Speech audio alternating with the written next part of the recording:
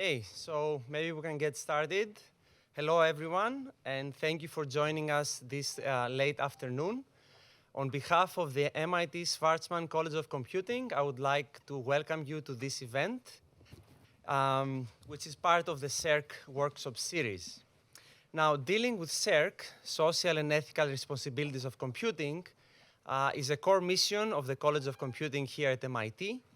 And with these events, our goal is to bring the broader MIT and scientific communities together to engage in discussions on the responsible, safe, and ethical use of AI and computing.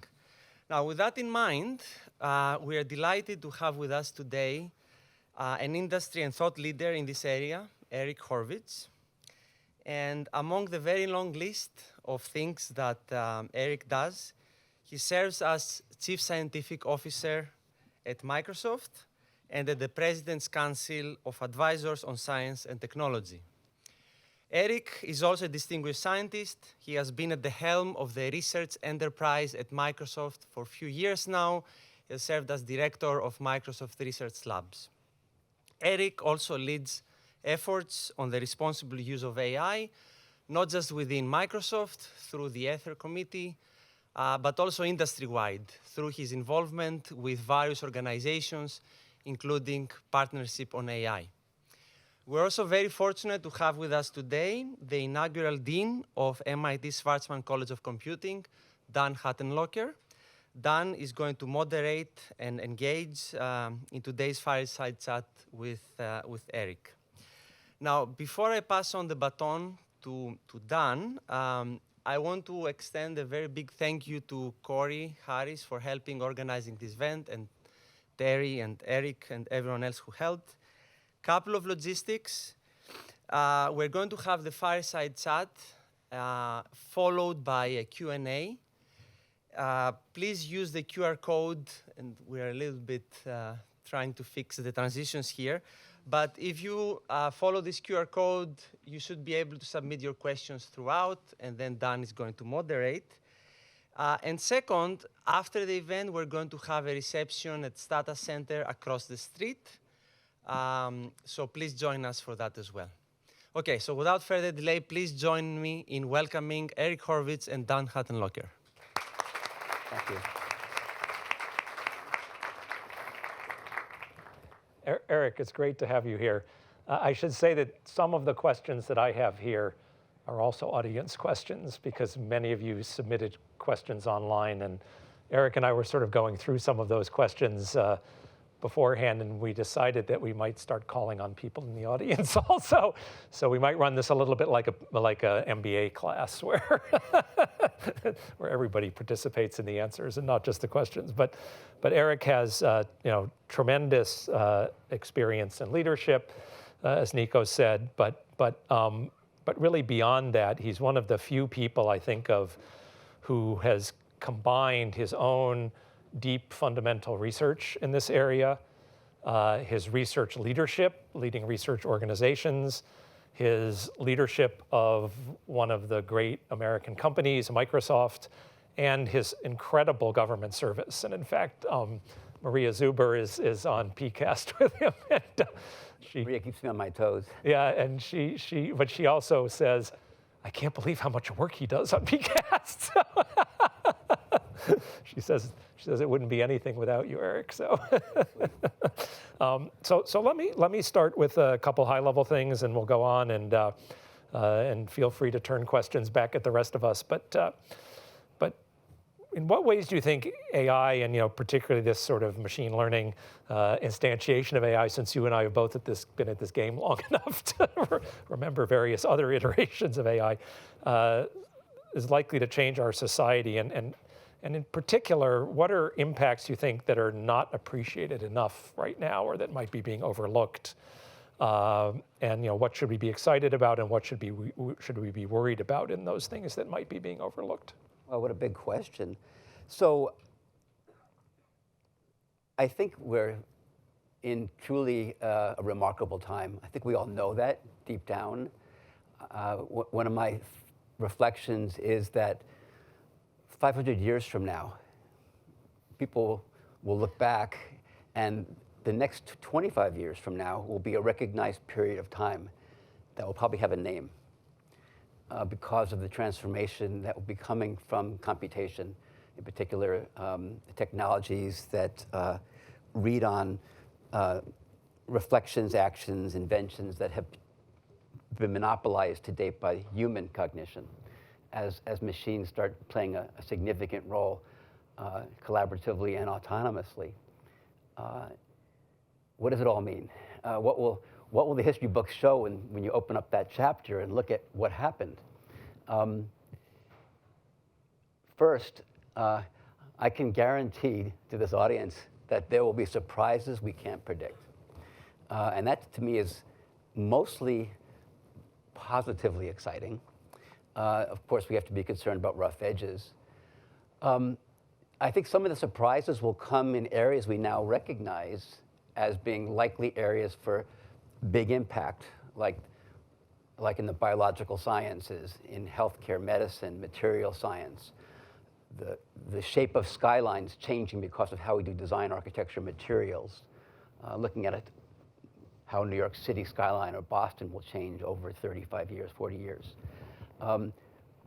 Even though we know these technologies will have great influence in those spaces, we will be surprised by the way and the extent of the influences. In areas that I think we don't think deeply enough about or expect, because it's hard, I think. It's an unfair question. What's being overlooked? What comes to mind for me is what I call the category in my mind, the word I use, is deeper currents, like deeper currents of the influence of technology on society. What comes of human dignity, human agency, how it feels for a human being to create, to celebrate their own intellect. When machines are doing this, I don't know, in the last couple of weeks, how many people played with that, I don't know what the application was called, that new music app that went viral on the web. People were writing show tunes to their spouses, with complete orchestration and chorus, with a simple prompt. It made me think, and it brought to light a prediction I made in 2018 that was in AI Magazine. AI Magazine ran a prediction market article, and I was asked for some predictions, and I made a bunch, most of which people said, oh, that's not going to happen. You had to give a prediction by a certain date. And I said, oh, by 2035, AI will be so ubiquitous in how it does artistry, art, music, literature, that human beings will certify that their creation was human soul authored, and they'll get more money and payment for that. Like on the wall in a home, people will say, that was done by a human being. This is an original Horvitz. An original. No AI. Right. And even a label and a stamp. Now, but again, I mean, what does it all mean for how we feel about ourselves as people? Now, there was an article that came out maybe 3 years ago now that said, it was in the Journal of Radiology, that said, fears about and this was before the current era, like a different realm 3 years ago. It's amazing to say that, right? That in the realm of radiology, there's so much fear among medical students that are graduating about radiology being overtaken by AI systems and therefore being devalued as a specialty, that it's changing decisions about residency programs. There's a study of this. What does it mean as AI becomes more obviously central in taking on key tasks that were celebrated or enjoyed in other areas? So I think that's one area I'd like to keep my eyes on. And then other areas come to mind, like how education might change. What does it all mean? And I'll mention one little story here, which I thought was very interesting, which gives you a sense for like maybe the tangent about where we are right now. I was at a yoga retreat with my wife. She's a yogini, and at Esalen, and at one of the breakfasts, I was talking to a middle school teacher from San Francisco, and AI came up, and I said, so aren't you? What's going on in your classrooms and so on? She goes, oh no, it's not a big deal. She's a literary arts, which I guess is the new phrase for English. an English teacher, and she said, well, it's okay. I just tell the kids in the class, like, for this assignment, you could Google it. For that one, you can AI it. And they know what this means. And so for now, maybe there are some packaging and tools, but what does it all mean in the future is going to be a big question, I think. So the words agency and dignity, I think, which were almost the first words out of your mouth, or at least the first one.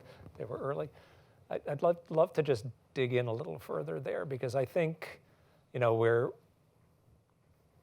we think about sort of, kind of immediate possible risks and potential harms of AI, and we focus on things like, bias in algorithms and in AI, which are very important, but they're quite localized. And when you think about something like a term like dignity or human agency, it's such a general phrase, like it's hard to even characterize we all have some sense of what it means to have human dignity or human agency, but we can't define it like, this algorithm isn't, exhibiting racial bias in hiring or in recommending medical treatments. How do you think we're going to start to develop these more precise characterizations of what constitutes the things that AI should be enhancing in agency and dignity instead of depriving us of?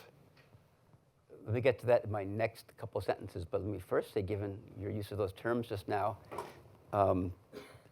my sense that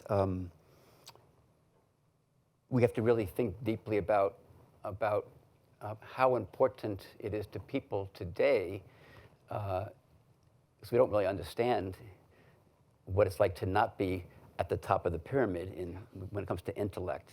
We celebrate that about humanity, about ourselves. It's unclear how much we need to have that be true, to have a sense of wonder and to value human life the way we do. I hope it's irrelevant, but it could become an influence. And I'll say one more thing. And in the rise of automation, my optimistic side says, is it possible in a sea of AI that will come to celebrate and value even more deeply human touch, human caring? I was just talking to a well-known psychologist in the Cambridge area about the excitement about automated therapists of the future. Oh, they'll be less expensive and they'll be available. You can kick back and talk to a therapist whenever it's be automated. How much? Let's say you have and this is like kind of an interesting assessment. You have access to a fabulous, proven automated therapist who's like the best in the world, the system at handling depression. How important is it that there's a human being at the other end that's actually there to listen?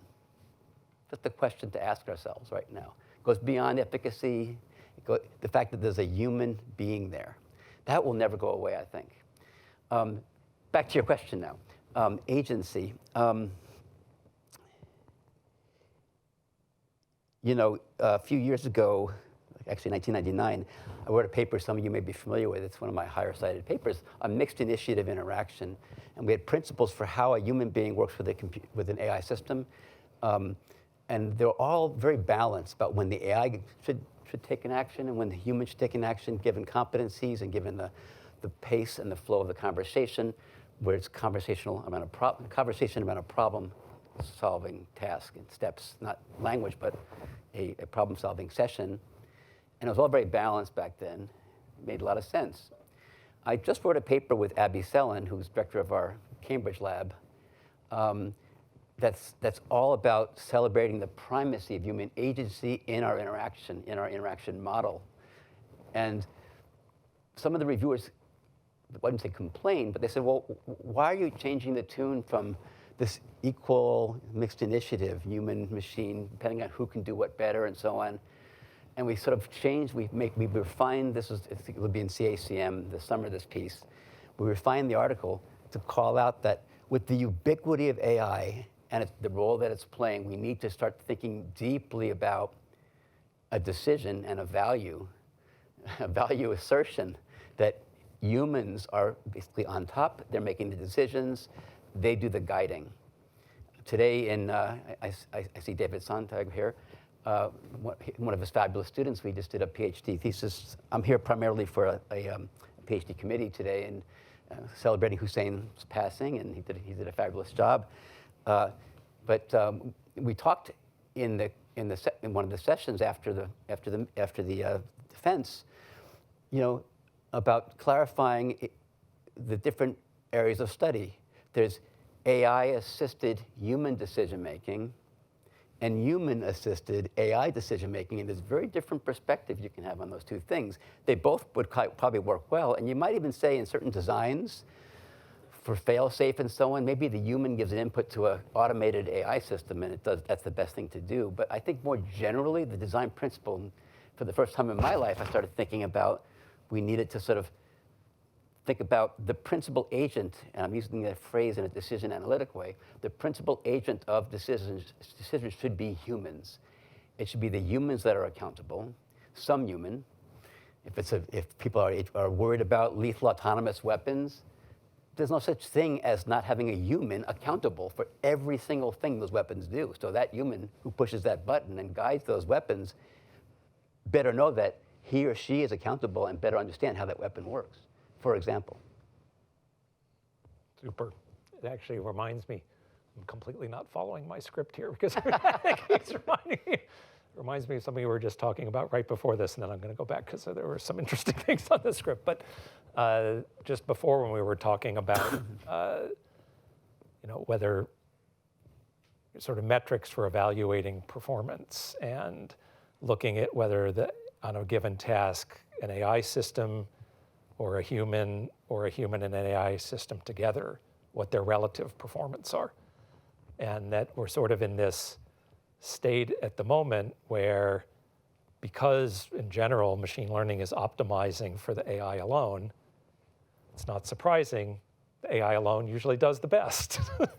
How do we move beyond that sort of world? The example I just gave, we were talking up in Dan's conference room, was I was just helping with a study at Stanford of clinicians. They did a very intensive study, involving tens of physicians. The control group were just doing their thing with some diagnostic case studies, challenging hard problems in clinical medicine. And the intervention group were given GPT-4 to ask questions and to help with the diagnosis. And the bar graph was like GPT-4 alone, clinicians alone, together. And so we all looked at this, and it was done really well, very carefully. And it just suggests that there's huge headroom in like maybe three triple entendre, but there's huge headroom in figuring out like how to design these systems to work well with people. And because and I think Hussein had a slide about this today, and he's done work in this space, our almost new PhD going off into the world, that you should get a bigger bar out of the combination, and we just haven't been investing enough in that yet. And how do you think we get focused more on that investment? Either wearing an academic hat or a corporate hat, or does government have a role here? Or well, I think human AI collaboration, if you will call that out as a field, is, especially given the advances in AI, is a severely underinvested area. And look, I'm on the advisory board also at the HAI program, Stanford's Human-Centered AI, and I've called them out by saying, you're human-centered AI, but I don't see very many people in your department working on the technology and the psychology and in depth on this actual interaction. And so I'd like to see more of that, not just there, but here and everywhere. It's challenging work, and I think in part because you need to involve in a deep way cognitive psychologists to know what the gaps and the capabilities are, the biases and blind spots in human cognition. And if you look at the 100 years of cognitive psychology, that's exactly what those groups have studied. That could be very helpful. Then there's the whole design, like the interaction, the conversation with an AI system. The idea of a general purpose one-line input as the choice or the standard of practice for talking to large-scale language models will, I'm sure, I hope, a decade from now seem like an old Franklin stove approach. In the old days, we have new kinds of innovative ideas. In fact, it'd be interesting to think about with this group, to check back with this group in 15 years. Like, what's the human AI collaborative state of the art and best practices across fields, to see people doing all sorts of interesting things with gesture and engagement and with different kinds of modalities would be very interesting. We have to get you to MIT for a slightly longer time period than this visit, because I'll publicly go on record and say that we will be working a lot on human AI collaboration here, and we already are. Partly with faculty that we already have, partly with a number of faculty we've been hiring, including a co-author of yours. And I couldn't agree with you more. It's incredibly underinvested in. And just to call this out, people are hearing different things when they hear human AI collaboration. Some people are thinking design. Some people are thinking, psychological advances. It's really, it's the whole menu, going to core computer science, up to cognitive psychology, to human factors. So there's a soft design aspect to it that takes a lot of interesting effort, and then there's also getting down to pedal to the metal, methods for grounding and confirming and for the baton passing, which get into really, in some applications, millisecond controls. I can give examples of those things. So you have this very broad view from the multiple organizations that you're involved with in government and industry consortia at Microsoft. And I guess in particular, you've been involved in the responsible AI initiatives in that office at Microsoft, and in the safety board, the deployment safety board at Microsoft. And I just, are there examples of how, either at Microsoft or in other organizations you're working in these kinds of questions on, about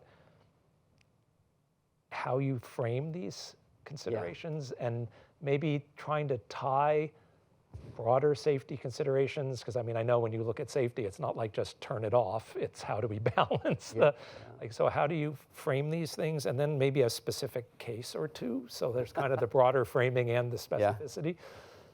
I ask easy, short questions. So in 2016, I just had the sense that we needed to get going on at Microsoft on stating a set of principles when it came to systems that were starting to read in the open world in the realm of human intellect, human decision making. And Brad Smith and I went together, formed what was called the Ether Committee. We got representatives from across Microsoft, as well as experts from Microsoft Research and legal team, policy people. And one of the early things we did was we defined what are now called Microsoft's AI principles, and there are 6 of them, and they've been standing the test of time. But maybe even more interesting, because there are principles everywhere. There's 10 principles OECD, 4 principles UN, and so on. And they're often quite equivalent, all these embracing values statements. But one thing we found interesting, we wanted to define what a sensitive use of AI was. We called it a sensitive use. And we came up with a definition, or a set of attributes that have also stood the test of time. And I'll just say what they are. And so at Microsoft, any AI application has to be reviewed per policy and compliance with whether or not it pings on one of these attributes. And you can look at it as rings starting with a human being. First circle, does this application that we're going to ship, or create and then ship, somehow put someone at risk for physical or emotional harm? And I can give you examples of those, including apps that we've stopped, we've halted at development. The second ring is, does this application put someone at risk for losing access to a consequential service like healthcare, loans, education? And the third ring is, does this application put society at risk? Does it put Microsoft at risk for its commitment to human rights, civil liberties, privacy, and democracy? And so it's an outer ring. And we have impact statements that require an analysis of all of our applications and so on. Now, when we first rolled out this program and said, and Satya actually people say, how'd you get it to work at Microsoft? Well, Satya Nadella sent the whole company a note about this. He said, we have the Ether committee, here's what we're doing, here's the link. And so all of a sudden, we had incoming cases. My first reaction was, you know what, we're going to have maybe, I don't know, 7 to 12 cases, and we'll have precedent, and we'll automate. Well, here we are, like 8 years later or so, and we're over 600 sensitive uses reviews, all different and nuanced, and precedent is still there, and we can point at other cases and so on. And it doesn't seem to be any simple way to summarize or generalize on these cases. One of the first cases that came to that, I can give you a recent case and an older case. One of the first cases that came to us was there was a project called Project Aware, and it was built by our consulting teams that build custom tailored apps that run on Microsoft services. And I think the first one was done for New York City, and it's kind of a cool system. It helps triage 311 calls, and it does some proactive work about where police should go. It helps manage emergency services. All sounds really great. Well, you can imagine sales and marketing teams around the world say, we have, on the menu, we also have Project Aware. You want to buy this thing?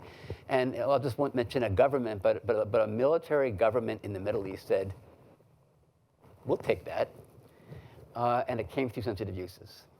And that was the first time we had to think through, okay, what does it mean to take a Microsoft product and think deeply about who the user is, and what does this mean for the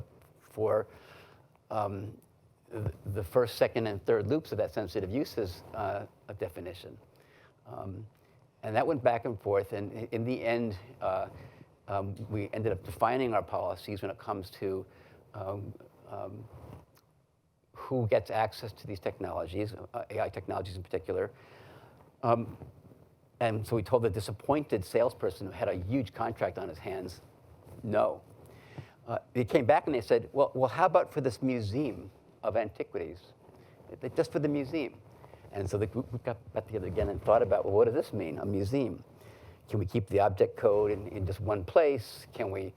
And so we have this beautiful statement that we've never had before at the time, which said, yeah, you can have this system for the museum, and it was a statement about you cannot, it had assertions like you cannot do facial recognition, you cannot detect gender or race, you cannot predict future events with any kind of add-on. So it had an AI statement about things you could not do with the system. And that was an example of trying to define borders. And things have gotten way sophisticated since then in terms of how we deal with countries and different governments and technologies. Another example that came a little bit later was when a large sheriff's department in California got excited about facial recognition. This was before the recent police actions where Microsoft now says will not even distribute facial recognition to police agencies. And it was really excited, the police department. They said, we have 3 use cases. Stopping somebody in the wild, like a camera on the vest, a traffic pullover. We also want to have it on the way into jail because we don't know who these people are. This would help us ID somebody who's been observed performing a crime. And the third was inside the jail. Apparently, people pass around these cards for the, when they buy and sell, and they want to, people wanted to certify who's who, and when they see people using resources and cards and whatever they do at the canteen, for example. And so each case was examined very carefully by the Ether Committee, Sensitive Uses Review. A very clear set of requirements were made, including education to the police department. This stuff doesn't work very well. There's a false positive, false negative rate. We will work with you. In fact, we will be willing to, first of all, it was absolutely no for open world case. For the second case and the third case, it was like, okay, listen, here's what you have to do. Community engagement, reporting every 6 months, impact of false positives and false negatives, tracking, community hotline for complaints that we required before we shipped the technology.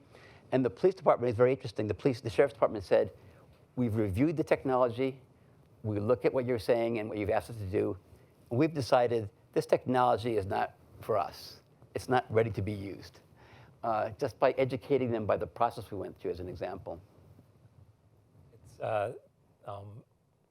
just as you were saying that, I was thinking about the widespread use of fingerprinting technology in the criminal justice system, and it has all of those same problems, even though it's not an AI technology, so it's not really getting reviewed. Right, and if you look at and we can get to this later, but the EU AI Act now will forbid certain biometric uses of AI. So one of the, when people signed up, many of them, there was a spot for them to put a little question in. One of those questions, so this is pre-audience questions, one of those questions was very relevant to this because it said, Microsoft seems to be taking a thoughtful approach to responsible uses of AI compared to many other companies out there, many other actors.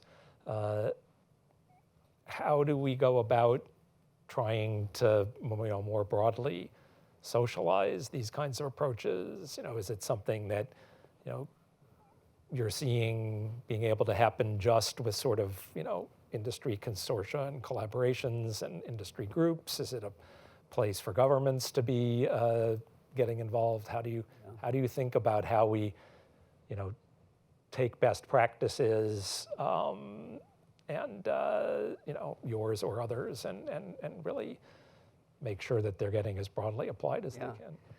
Sometimes I think about where we are today as kind of being akin to, if anybody's ever visited the original Consolidated Edison electric power plant in Manhattan that Tom Edison built to basically light up the light bulbs he was selling. He was like, well, I have generators here, I'm going to sell you light bulbs, and it's going to be a service. And I often think, well, was there a government regulatory body dealing with grounding hazards and electrocution, and there was no there was no laboratories to do standards. And so I'm hoping that the need for companies, and I can talk about our motivations, like Microsoft, to do this intensive work and reflection about what do we build and what are the benefits and harms, will pass to society more generally. And we won't rely on companies to do this kind of thing. Because I think it's transitional. I think we don't really have regulations just yet. We have this incredible executive order from President Biden and the administration and OSTP and other agencies that came together with report out starting very soon. I think on Monday we'll be hearing a few, 120 days, I guess that was. But I think we'll be in a world almost by necessity within a few years where societies who have come to, especially democracies that people have spoken and leaders will have take a point of view where regulations will come to hold and best practices, and it won't just be, we won't rely on industry, but instead we'll enforce and require industry to do certain things. When you talked about Edison and light bulbs, it reminds me of an example that some of us have been using who are working on AI policy issues, which we've come to refer to as the fork in a toaster problem, which is, today we have very good norms about, when you're misusing a device like a toaster, and if you get electrocuted, it's probably your fault, versus, but if you go back and look at, in the 1920s, the first electric toasters, they look like they were designed to electrocute you. Well, it's interesting, and so as the EU AI Act, so the norms, the industry sort of developed norms, and then regulation came in exactly following. But if you look at the AI Act, it was interesting to see Europeans, who's responsible comes up, and that created lots of questions as it was gelling. There was they called out roles of the general provider of the services, of the general AI services, then the application builder on top, then the consumer and the industry shipping these things, and they were trying to call out who's on the hot seat for something that goes wrong at any of those levels. Norms developing in the society, and that would sort of be sufficient maybe to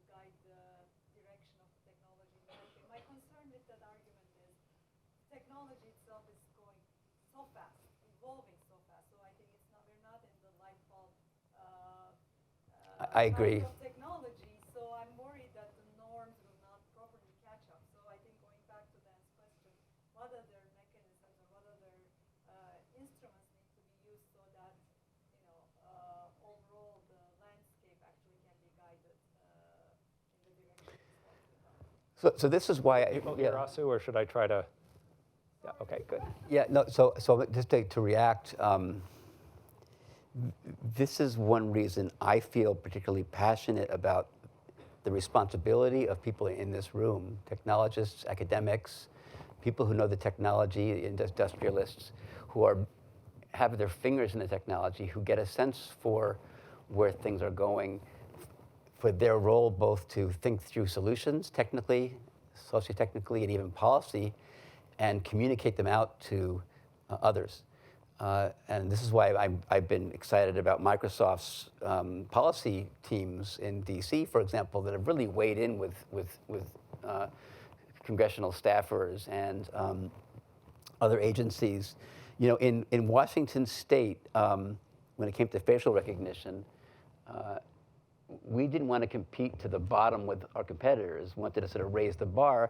So we worked directly with staffers to help with Washington State facial recognition legislation. We're very proud of that we got, sort of, it's communicated out and so on. In other areas, things are moving so fast. So we all know, and we're all worried, I think, in this room, what's going to happen with democracy and elections even coming in the next 18 months. Think of 1 billion people are voting in the next 18 months on the planet. And just look at what's going on. I get reports daily from our internal security analyses around the world. And it's amazing how fast the latest synthetic media technologies are being used in adversarial ways to impersonate and to persuade. If anybody saw the latest coming out of Microsoft research, it just put a chill up from our China lab. Incredible. I mean, to take a still picture and to completely synthesize just a beautiful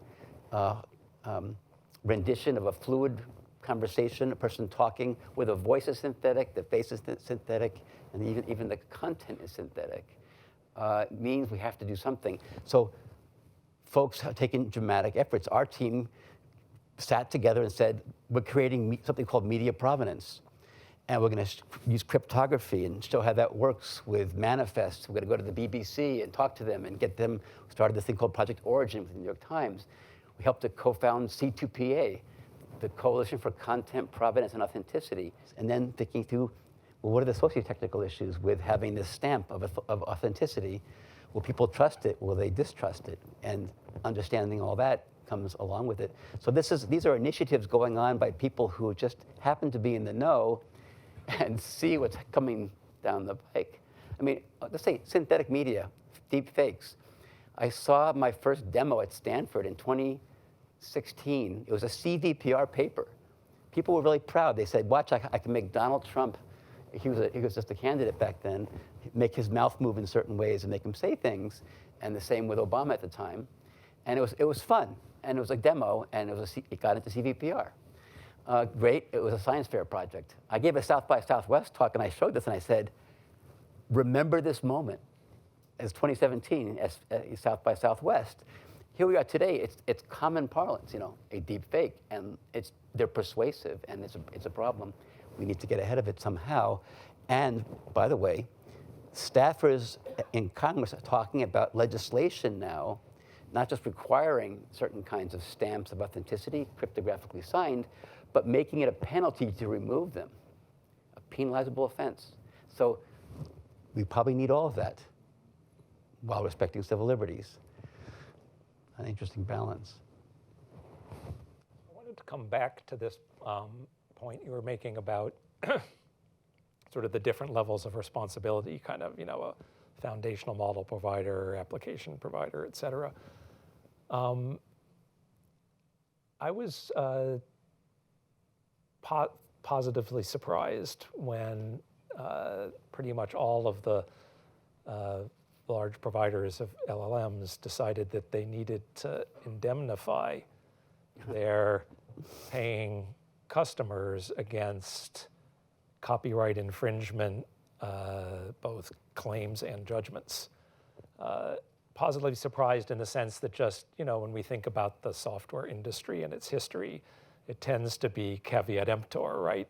There's a long end user license agreement that pretty much says, you're the human, you're responsible, essentially, back to some earlier conversation.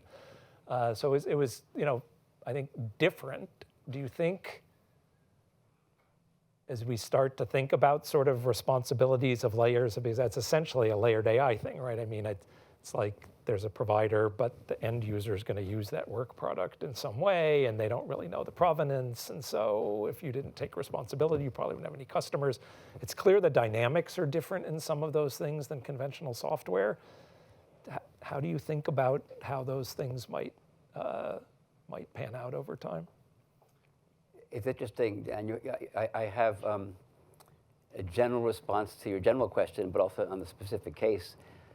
This whole area of attribution and remuneration of people who provide content, or artists who have a specific style that worked most of their life in a world where they didn't have a fear that their style would be scooped up and then regenerated without their name on it. These are really interesting questions. I just spent time on a National Academies of Science committee that met at Sunnylands, and there'll be an article coming out in PNAS entitled Protecting Scientific Integrity in the Era of Generative AI. And part of what's called for is how do we deal with attribution? A scientist is using a system, doesn't know where ideas are even coming from as they're being mixed, for example. So it's even more general than copyright. It's how do we, back to human agency and human dignity, how do we reward folks for their creativity if in the mill of an LLM, all identity is lost as things are created and provided to somebody else. And it's been interesting to see companies buying up now, in the frame of lawsuits, digital rights for corporate X for use in Model Y. And prices going up all of a sudden because, I didn't realize that I could charge so much for my big medical journal over the last 30 years of content. That's great. Let's negotiate now. So that's happening. What does it mean more generally? I think because of the way current models work, where we haven't really cracked attribution yet, besides kind of back tracing with reference creation and trying our best to put links and so on. That's one solution. Sort of retrieval augmentation and those kinds of approaches. Yep. And matching, hashing, and so on. I think that we're going to be in a world where companies who want to sell the service will have to be indemnifying end users. And I like the idea of that even becoming a costly thing to do because it'll force innovation and even force policy eventually. Like I said, it was a positive surprise to me. So it sounds like maybe not a surprise to you because you were closer to it, but a similar kind of view there. All right, so now we covered a lot of things here. It's kind of out of order. All right, so I'm going to go to some of the things that kind of came in advance.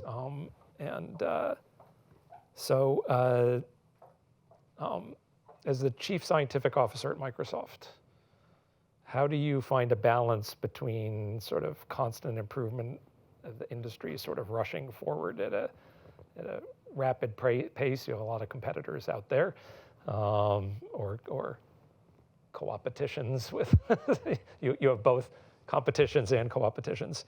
How do you find that balance between an industry rushing forward and maintaining the highest possible social and ethical standards in your own company, but also encouraging that as part of how the industry does things? Well, there's definitely a tension there. Some people might notice that we shipped something called, open model called Phi 3 Mini this week. That was held up because of safety concerns. And it was sent back by the Deployment Safety Board like back to the lab. You can't ship on the earlier date. Even though it was considered a competitive thing, want to get it into Hugging Face, get it into the hands of end users, because it hadn't passed some metrics on safety. We have a certain set of requirements and a bar to be reached. I'm happy to say that it did, but it wasn't going to go forward until it did. There's a commitment called the Responsible AI Standard at Microsoft that is in some ways is overseen by the board of directors of the company, and an audit committee that reports to them. So in some ways, the promise and commitment is firm about what Microsoft does when it comes to its standards. That said, you can imagine there's lots of gray areas and there's pushing and tugging going on. And one reaction to that is, can Microsoft stay ahead on where it's advancing the technology as fast as anybody else, but also is putting enough investments into the responsible AI aspects so that it can either learn something and warn the planet, warn governments, warn colleagues, or come up with the right kind of constraints, guardrails, filters, and so on. Yeah, well, it's amazing the scale at which you all have been able to do that so far. I think that,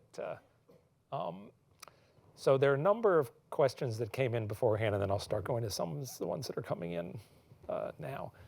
There were a number of questions before that were something along the lines of, what's the path to AGI? Are LLMs the path to AGI? Or what do you think about, first of all, what AGI is? and is it something that, is a little bit like, in our lifetimes, quantum computing has always been somewhere between, the time period's getting shorter, I'll give it that, but it's always somewhere on the horizon. Right. Well, the old joke in AI used to be, through most of my career, was AI stands for almost implemented. And things are changing now on that front, I think. No, with AGI, it's an interesting, I've had an interesting relationship to that concept over the years. I think we all have. Mainstream AI researchers always looked askance at that term. They go, what does that mean? I mean, AI for us was AGI. We were looking for general principles. I think that the terminology came from largely, at least as amplification, from outside mainstream AI research, in that people were seeing actual great advances that were in narrow domains. It's like, from the point of view of AI, it's like first things first, AI research. But it's like, no, we don't mean that. We want like human-like intelligence. And then some people have defined it, like Shane Legg, as doing anything a human can do, I think is a short definition of that. So stepping back, I came into this field. I came to Stanford as MD, PhD in neuroscience.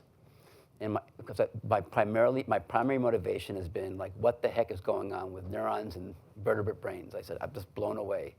I understand physics to my level of curiosity and maybe more, biology, chemistry.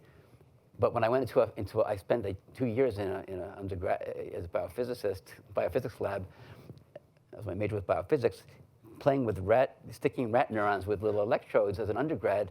I was completely mystified. And so I said, I'm going to study that when I go to grad school. And my first 3 or 4 months at Stanford, I said, you know what? I'm going to shift to AI because there's like no way we're going to make progress with sticking single neurons or even sets of neurons for 1,000 years. And I had hoped that we'd get some insights about how brains work. And I got very excited about probabilistic graphical models and understanding every arc and link in these models and understanding the mathematics and what Bayesian updating is and how to apply it in exciting applications. But I never really had the sense that we were getting anywhere near what vertebrate minds were doing.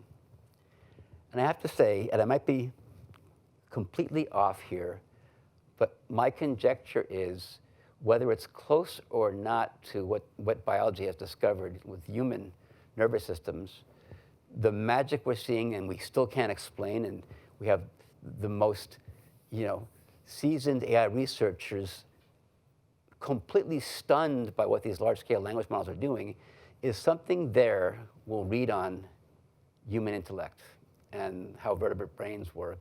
It's unclear what yet, but the power of composition, synthesis, abstraction, generalization that seems to be emerging in these systems might have some relevance. Is it the pathway forward? No, but I think it'll frame questions and provide answers that might lead us to the next step. So is that a piece of this next 25 years will have a name? I think like when I heard you say the next 25 years will have a name, looking back, I was thinking at the time you said it in the conversation that it was about the kinds of impacts on, sort of our daily lives, but this is more a potential sort of intellectual and human understanding impact. Do you think that's also an important part of this era we're in, or do you think maybe it'll be outside the 25-year time frame? Or should I say, for the sake of this video, that for me, that's an expected surprise. So people will be able to come back and test you on it. That's good. So back to psychiatrists here. Okay. So there's a question here about how Joe Weizenbaum argued around 1970. I can guess a few people in here who might be writing about Joe in 1970, that a super smart dolphin would not be acceptable as a psychiatrist because it would not have had comparable experiences to its clients. So when you were sort of talking about the AI psychiatrist and, does there need to be a human in the room? Was that sort of human, sort of flesh and embodiment? Was it human experience? Is it both? How do you think? Well, when I used that term earlier, I was trying to define a simple notion of being listened to by an actual mind who understands what it means to be a human directly. That is a form of experience. Form of experience, but it was like actually someone who's there, who's home, versus potentially an algorithm that doesn't have that kind of sentience, or maybe human form of sentience. I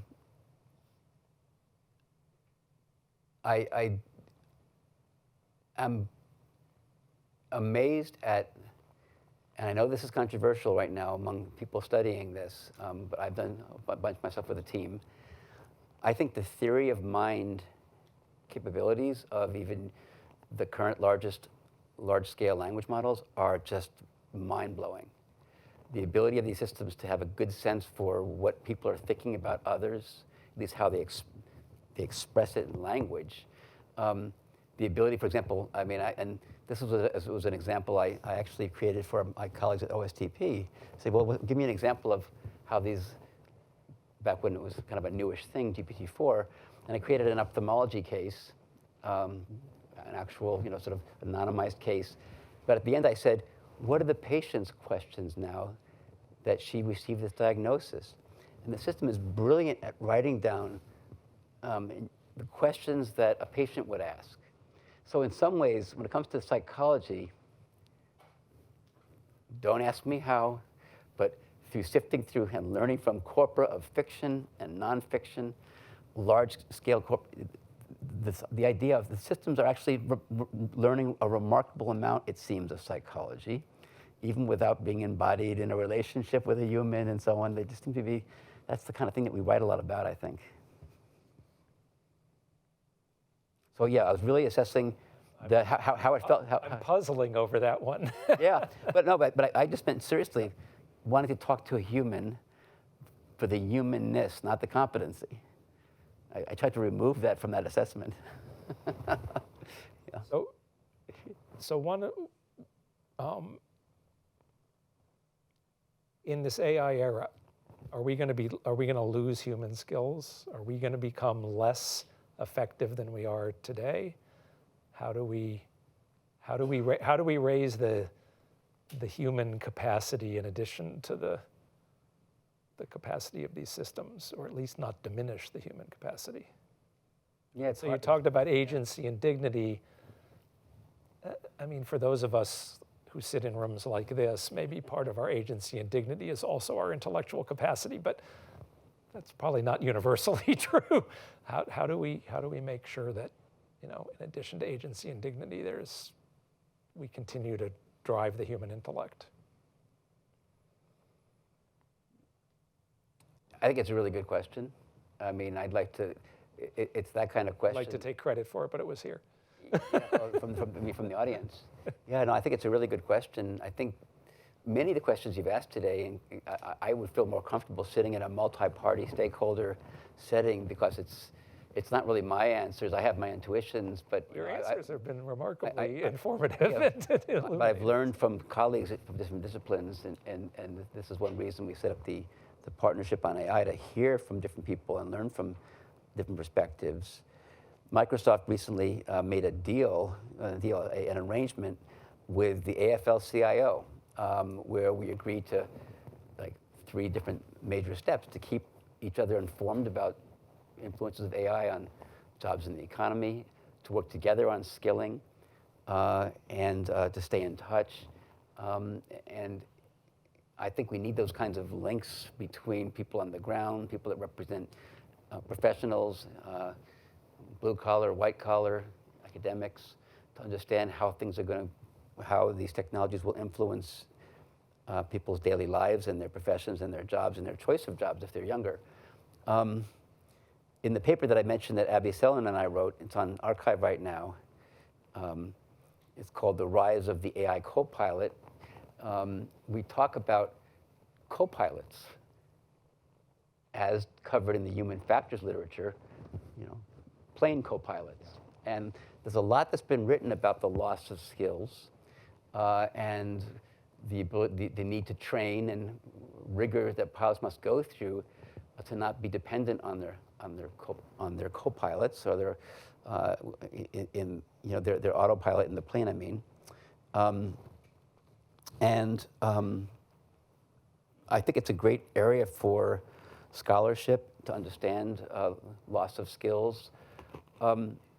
People are saying when it comes to the sciences right now that we haven't seen true genius yet in these systems. And it could be that for a long time to come, there's something remarkable about human beings' ability to think out of the box, and these tools will just bolster their abilities to do science. It's interesting, when I first was testing GPT-4 out, I think I took it to Maria, I had Francis Arnold play with it at one of our breaks at PCAST in a noisy bar. I was there. You were there too. So Francis Arnold was like, okay, let me see this thing. I have heard about this, and he started, challenging the system with various silicon-centric chemistries. And after we were ready to move on to dinner, and we had closed the laptop, she said, yeah, it's kind of like a second-year grad student. Now imagine hearing that 10 years ago, where someone will say, yeah, second-year grad student, as if that's like a failure of the AI system.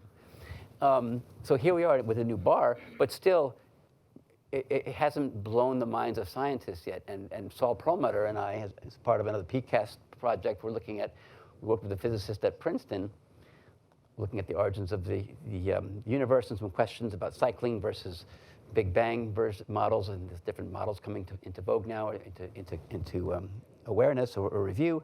And I think what I got back from Saul after he engaged with his Princeton colleague was kind of like a second-year grad student. So it's interesting. Will we go beyond that someday? It could be that the sciences are a place where we don't lose our skills and we just get bolstered and push ahead with our human creativity. So I wanted to change gears to a different kind of topic here, which is there's a lot of concern out there about the energy usage and demands, both of the training of these large language models and then, or large AI models generally, and then even though the individual inferences aren't necessarily that expensive when you integrate over all the inference we're doing. So how are you thinking about that? How you yourself, how's Microsoft thinking about that? So I think we just discussed this earlier in your conference room. So on Monday, on Earth Day, I and several colleagues had a paper published in Nature. It's a comment piece where we spent months. It was an interdisciplinary group. We spent months looking at power projections and analyses for AI. And the paper is all about, is AI going to help us or hinder us in getting into net zero on carbon. And we talked about the need to do research and scenarios. But one interesting finding that came out was, a credible projection is that we may need 10 times the amount of compute for AI within 4 years. And as I said in my little tweet when I was rolling the paper out on Monday to my colleagues, to my network, I said, scary, sounds very scary, but do you realize that will bring that power amount up to the quantity of power used by Americans watching television? So I'm not concerned about global power and carbon right now. And I also see interesting trends, like Phi 3 Mini that was just shipped can run on a cell phone, on a client without the cloud, for example. Certainly the training of the largest models is taking quite a bit of impressive amounts of electric power that's amortized over time when these models are used. But when it comes to the scenarios, I personally fall on the side of AI being a boon in leading to some breakthroughs on the chemistries, catalysis, and thinking about how to, and designs for how to address sustainability challenges. But we should keep an eye on it. For example, for all we know, it's 1,000 times the compute. Yeah. Well, great. I want to thank the audience, but I want to especially thank Eric for joining us and for your incredibly thoughtful observations and willingness to take such a crazy wide range of questions. Thanks for the questions, everybody. Thanks for the questions. I'll just like this to you. I don't want you to get sick. Wash your hand. So please do join us across the street in Stata for reception.